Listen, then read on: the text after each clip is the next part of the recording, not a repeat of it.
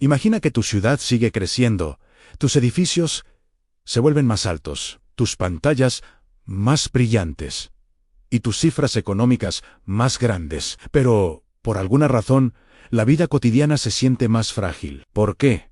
Si todo avanza, tanta gente siente que el futuro se está encogiendo. ¿Por qué suben la ansiedad, la desconfianza y la idea de que esforzarse ya no vale la pena? Hoy vamos a hablar de un concepto que parece técnico, pero en realidad es muy simple en cuando una sociedad empieza a ganar más moviendo dinero que creando cosas útiles. Algo profundo cambia, y ese cambio no se queda en la bolsa o en los bancos, termina afectando empleos, salarios, familias, vivienda, política y hasta la forma en que las personas se miran en la calle. La pregunta que guía este episodio es directa. ¿Qué ocurre cuando el motor de una economía deja de ser producir y pasa a ser especular? Y, más incómodo todavía si ese giro se vuelve dominante, ¿cómo se reorganiza el poder? Porque aquí está la tensión.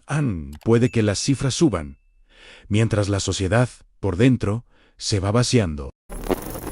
Empecemos con una distinción que cambia la manera de entender casi todo. Dinero no es lo mismo que riqueza. La riqueza es lo que sostiene la vida material: alimentos, vivienda, energía, transporte, salud, tecnología útil, infraestructura. El dinero, en cambio, es un símbolo, es una promesa, una ficha que representa un derecho sobre esa riqueza. En un mundo sano, el dinero sirve a la riqueza en ayuda a coordinar trabajo, inversión y producción. En un mundo enfermo, la riqueza termina sirviendo al dinero produce menos valor real, pero se compite más por capturar cifras. A esto se le llama financiarización un proceso en el que, con el tiempo, la economía se orienta menos a producir y más a obtener ganancias por vías financieras. Piénsalo así.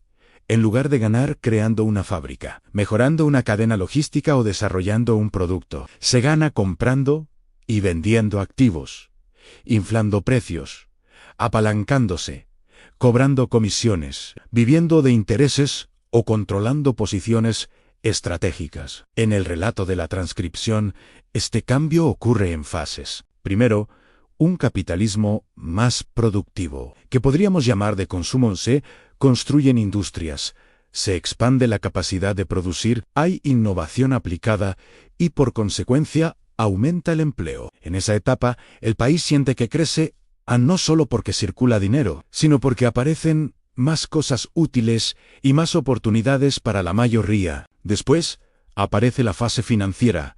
El centro de gravedad se desplaza. El dinero busca rendimiento en el mercado financiero con más intensidad que en la economía real. La inversión se obsesiona con retornos rápidos, con la valorización del activo, con el valor para el accionista. El resultado es que, aunque exista crecimiento, gran parte se concentra donde ya había capital. El sistema empieza a premiar al que ya tiene, más que al que produce. La tercera fase, en este enfoque, es la monopolización cuando unos pocos actores dominan sectores enteros. La lógica es fría. Competir puede ser costoso e incierto, pero dominar te permite fijar condiciones. Y cuando el dinero se mueve buscando rendimiento, tiende a concentrarse en estructuras que garantizan ganancias estables. Por eso, en lugar de muchos negocios medianos compitiendo, crecen conglomerados capaces de controlar plataformas, distribución, datos, publicidad, logística y, en algunos casos,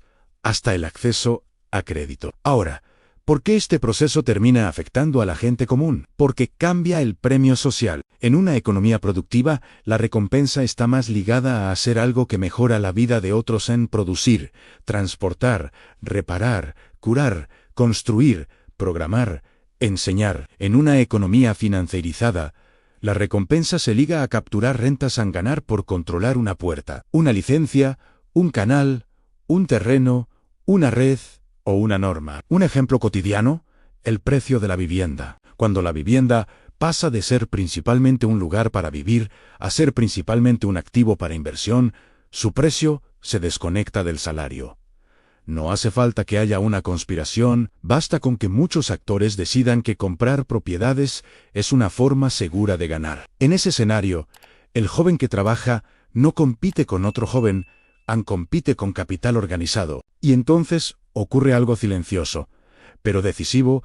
Se retrasa la formación de familia, se posterga tener hijos, aumenta la sensación de que el futuro se alquila en vez de construirse. Otro ejemplo: empresas que prefieren recomprar sus propias acciones en lugar de invertir en maquinaria, capacitación o investigación aplicada. Para el ciudadano, esto se traduce en menos inversión real, menos empleos de calidad y una economía con más movimiento financiero, pero menos músculo productivo. Por fuera parece dinamismo, por dentro puede ser desgaste, y esto no se queda en la economía. Cambia también la cultura del trabajo. Si la percepción es que el sistema recompensa más al que especula que al que produce, el esfuerzo pierde sentido. En ese punto aparece el desencanto laboral. Gente que cumple lo mínimo, se desconecta emocionalmente, evita comprometerse con empresas que no prometen un horizonte. La productividad no cae solo por tecnología o por organización, también cae por psicología colectiva. Aquí conviene notar algo importante.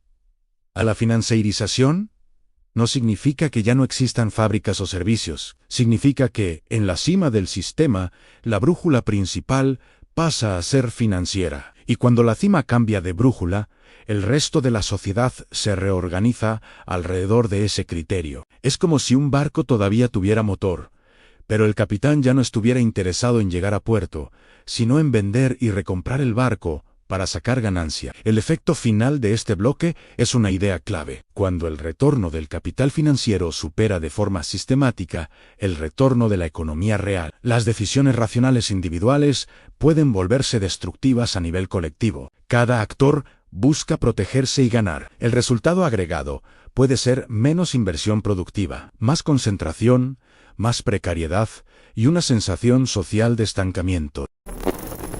Ahora vamos a profundizar en la mecánica social de la financiarización, cómo convierte a la economía en un juego de posiciones y no de creación. Una economía productiva se parece a una cadena en alguien. Extrae recursos, alguien transforma, alguien transporta, alguien vende, alguien mantiene, alguien innova. Si un eslabón falla, se nota. Hay una relación visible entre esfuerzo y resultado, pero en una economía muy financiera, muchas ganancias pueden venir de operaciones que no cambian nada en la vida real, a mover activos de un lado a otro. Diseñar instrumentos, cobrar por intermediar, aprovechar asimetrías de información, especular con expectativa. Cuando eso se vuelve masivo, la sociedad empieza a medir el éxito por señales que no necesariamente representan mejora real. El ejemplo más claro es el precio de los activos. Si sube el valor de una acción, de una propiedad o de una criptomoneda, mucha gente siente que hay prosperidad. Pero esa prosperidad puede convivir con servicios públicos deteriorados, con salarios estancados y con barrios donde la gente vive más apretada. Es una prosperidad parcial, concentrada y muchas veces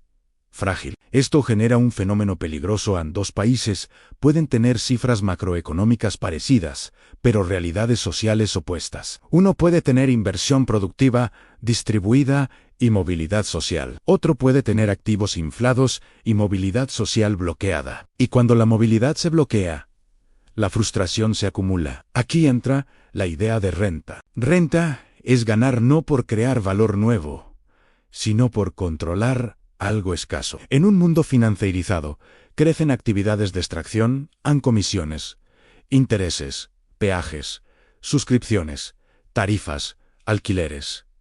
No todo eso es malo por definición. El problema aparece cuando la economía se llena de peajes y se vacía de caminos. Piensa en servicios digitales, donde pagas por todo el almacenamiento, música, video, productividad, seguridad. Por separado, cada pago parece pequeño, pero juntos crean una vida en modo suscripción. Si a eso sumas alquiler caro, deuda estudiantil, transporte costoso y salud cara, aparece un patrón.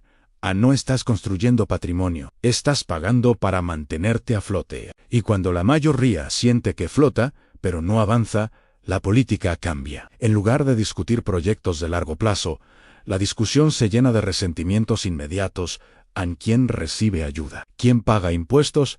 ¿Quién se beneficia del sistema? La polarización crece no porque la gente se haya vuelto más mala, sino porque la economía transformó la vida cotidiana en una competición por espacios cada vez más estrechos. La financiarización también cambia el comportamiento de las élites económicas. En lugar de invertir en expandir producción y competir por mercados nuevos, muchos actores grandes pasan a competir por regulación, por acceso privilegiado al crédito, por ventajas fiscales, por contratos públicos, por rescates en crisis. El mercado se vuelve menos un espacio de innovación y más un espacio de influencia. En este punto, aparece un fenómeno que la gente común percibe con claridad a la sensación de juego arreglado. No hace falta que todo esté arreglado. Basta con que haya suficientes casos visibles de impunidad, de ganancias desproporcionadas y de rescates para los de arriba, para que se instale la idea de injusticia estructural. Y esa idea, una vez instalada, es corrosiva, reduce la confianza social, debilita el compromiso con normas y alimenta una cultura de supervivencia. Otro efecto es la deuda. Una sociedad financierizada tiende a vivir más endeudada porque el sistema financiero crece ofreciendo crédito como combustible. El crédito puede ser útil para invertir, estudiar o emprender. Pero cuando se vuelve una forma de compensar salarios bajos y costos altos, se transforma en una trampa. La gente compra tiempo con deuda. Las instituciones compran estabilidad con deuda, y el futuro queda hipotecado. Además, la deuda disciplina. Una población endeudada es una población con menos margen para protestar, para cambiar de trabajo, para emprender o para tomar riesgos. La deuda funciona como una cuerda invisible. No te prohíbe moverte, pero te limita. En el plano cultural, esto produce una paradoja en sociedades con mucha tecnología, mucha información y muchas opciones, pero con un sentimiento de fatiga, porque la vida se vuelve una administración permanente en pagar, refinanciar, renegociar, optimizar, y si la vida se vuelve optimización, la política se vuelve ansiedad. Hay un punto especialmente delicado cuando la economía se orienta a inflar activos. La desigualdad se acelera. No porque alguien robe necesariamente, sino porque quien tiene activos se beneficia de su valorización, y quien no los tiene llega cada vez más tarde al juego. Es como una escalera mecánica que sube en sí, ya estás encima. Sube sin esfuerzo. Si estás abajo, corres para alcanzarla. En ese contexto, los síntomas sociales que la transcripción menciona se vuelven más comprensibles, a menor entusiasmo por el trabajo, caída de natalidad, crisis de salud mental, pérdida de cohesión. No como fenómenos aislados, sino como piezas de una misma transformación. Una economía que premia más la captura que la creación. Ahora entra la parte más importante para geopolítica, como la financiarización cambia la conducta del Estado y la forma en que un país se posiciona en el mundo. Cuando una economía está muy financiarizada, el Estado suele adoptar un papel de estabilizador del sistema financiero. Eso significa que, en momentos de crisis, la prioridad política puede ser evitar el colapso de bancos, mercados y grandes empresas, porque si esa cima cae, arrastra empleo, crédito y ahorro. El problema es el mensaje que queda en sí. El sistema protege la cima cuando cae, pero no protege la base cuando sufre. La legitimidad se erosiona, y cuando la legitimidad se erosiona, el Estado busca otras formas de sostener el orden. Puede hacerlo con narrativas en promesas de retorno a una grandeza pasada, discursos de identidad, guerra cultural, o puede hacerlo con control en más vigilancia, más burocracia, más castigos ejemplares. La transcripción plantea una secuencia de gobernanza que va del consentimiento a la DSEP, o, en el extremo, a la coerción. Esta idea es potente porque describe un cambio de estilo.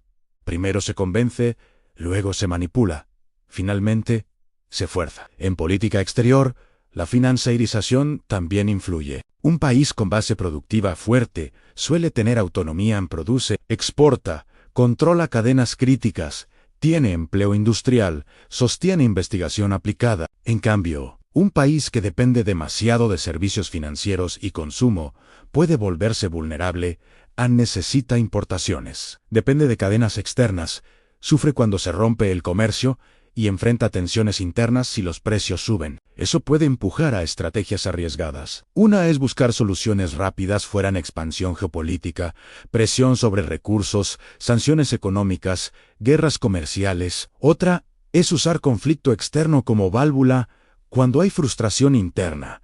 Un enemigo externo puede unificar temporalmente. No siempre funciona, pero es una tentación histórica. La financiarización también produce una élite más globalizada. Muchas fortunas ya no dependen solo del éxito de su país, sino de portafolios internacionales. Eso crea una desconexión, mientras parte de la población vive problemas locales, parte de la élite vive en un tablero global, y cuando esa desconexión crece, surge un choque de prioridades. La población pide empleo, vivienda y seguridad. La élite pide estabilidad de mercados, libre movimiento de capital y reglas previsibles para inversiones. Otro punto, en un mundo financierizado, la información vale oro. Quien sabe antes, gana antes. Esto incentiva redes de influencia, lobby, consultorías, filtraciones selectivas, control narrativo. En geopolítica, significa que la guerra por el relato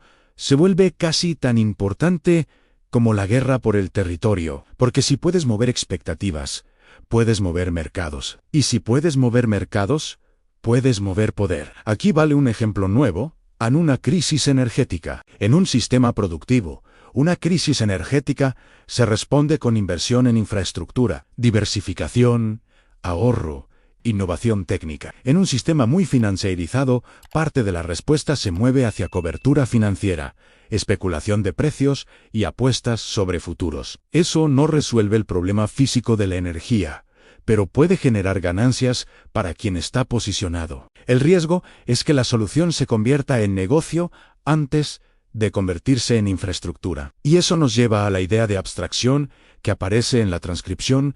En cuanto más compleja y mediada es la vida, menos visible es de dónde vienen las cosas. Cuando la sociedad ya no entiende su propia cadena de supervivencia, se vuelve fácil manipularla. La gente no sabe qué es crítico hasta que falta, y cuando falta, el pánico reemplaza el debate. En ese escenario, las instituciones tienden a endurecerse, no necesariamente por maldad, sino por miedo. Si la confianza social cae, el Estado y las grandes organizaciones sustituyen confianza con procedimiento en más formularios, más reglas, más control, más monitoreo. Es una forma de gobernar sin vínculo social en sí.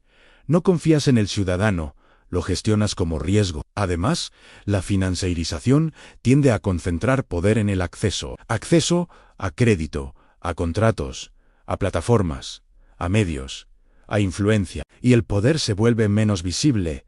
No siempre es un dictador o un partido. Puede ser un ecosistema de instituciones que coordinan decisiones sin mostrarse como un bloque. La transcripción propone 3 pilares del poder en finanzas: creencias que legitiman y redes de información. Aquí conviene explicarlo sin tecnicismos.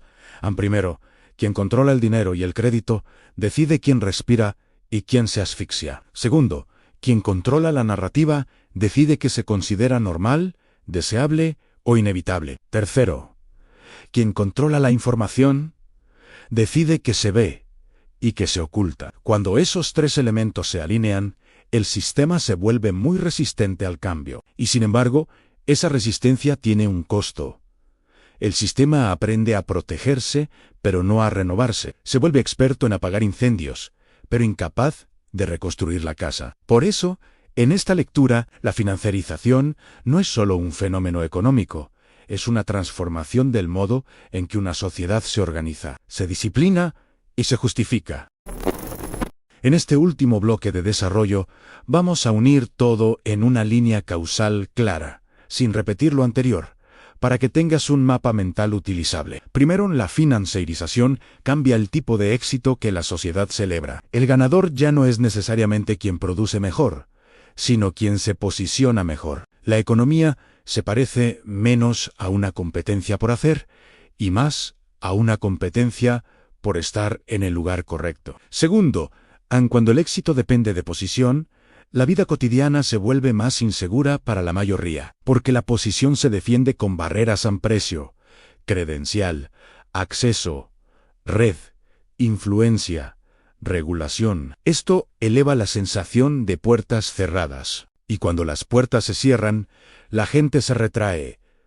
No arriesga, no confía, no invierte emocionalmente en el futuro. Tercero, ese retraimiento se manifiesta en decisiones íntimas. La caída de natalidad, por ejemplo, no es solo un cambio cultural, es una lectura práctica del costo del futuro. Tener hijos requiere estabilidad, vivienda, tiempo, salud mental y expectativas de mejora. Si el sistema transmite lo contrario, la decisión cambia.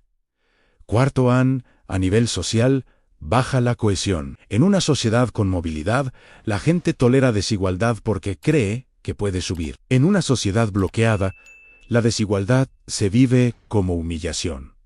Eso envenena la confianza. Y sin confianza, todo es más caro en los negocios, la política, la convivencia, la seguridad. Quinto, el Estado entra en un dilema. Si intenta corregir el sistema, puede chocar con intereses muy poderosos. Si no lo corrige, la frustración aumenta. En ese dilema, muchas administraciones optan por medidas de corto plazo, subsidios temporales, crédito fácil, narrativas de identidad, enemigos simbólicos. Esto compra tiempo, pero no resuelve estructura. Sexto, en el plano internacional, un país con tensiones internas y economía poco productiva tiende a buscar estabilidad por medios externos, alianzas, control de rutas, presión comercial, sanciones, intervención. No siempre llega a guerra, pero la conflictividad crece porque el margen de error se reduce. Cuando la economía real es débil, cualquier shock externo se vuelve una amenaza interna. Séptimo, en el sistema político se vuelve más emocional, no porque la gente se haya vuelto irracional,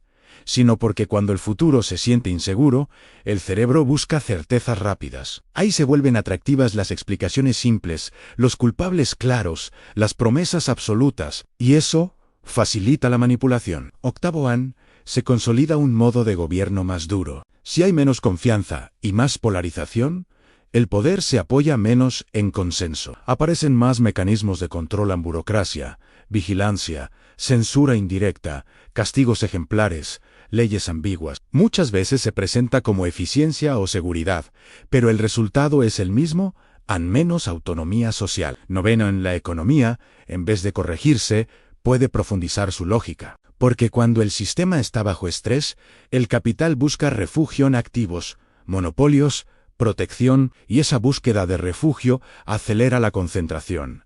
Es un círculo, el estrés concentra, la concentración produce más estrés social. Décimo, llega a un punto de fragilidad. No necesariamente un colapso total. Puede ser una década de estancamiento, de crisis recurrentes, de instituciones desacreditadas. El problema no es una crisis aislada, es la acumulación. Y cuando las crisis se acumulan, la sociedad pierde capacidad de aprender. Se limita a reaccionar. Esta es la imagen final del bloque A1. Economía que se vuelve un tablero financiero. Puede seguir funcionando por mucho tiempo, pero a costa de convertir a la población en administradores de incertidumbre. Y cuando una sociedad vive demasiado tiempo administrando incertidumbre, el poder tiende a concentrarse en quienes prometen control. La financiarización no es solo un tema de bancos o un tema de bolsa. En esta lectura es una transformación de la brújula de la sociedad ante el valor real al valor en pantalla. Y cuando la brújula cambia, cambian las decisiones de todos en empresas que invierten menos en producción. Gobiernos que priorizan estabilizar mercados. Familias que postergan hijos. Jóvenes que desconfían del trabajo como camino. Comunidades que se vuelven más frías. La pregunta que queda no es si el dinero es malo. La pregunta es quién lo controla, para qué se usa y qué tipo de vida termina produciendo. Porque una economía puede tener cifras bonitas y aún así fabricar una sociedad frágil. Y una sociedad frágil siempre es un terreno fértil para conflictos internos, culturales, políticos y a veces externos. Si este episodio te ayudó a entender por qué la economía y el poder están más conectados de lo que parece, entonces el próximo paso es mirar cómo estas dinámicas se combinan con otras fuerzas en competencia entre élites, ciclos de urbanización y crisis de legitimidad. Suscríbete para no perder la próxima parte Y, si quieres, deja un comentario con tu país y el síntoma que más ves en tu día a día, vivienda, deuda, trabajo o confianza social.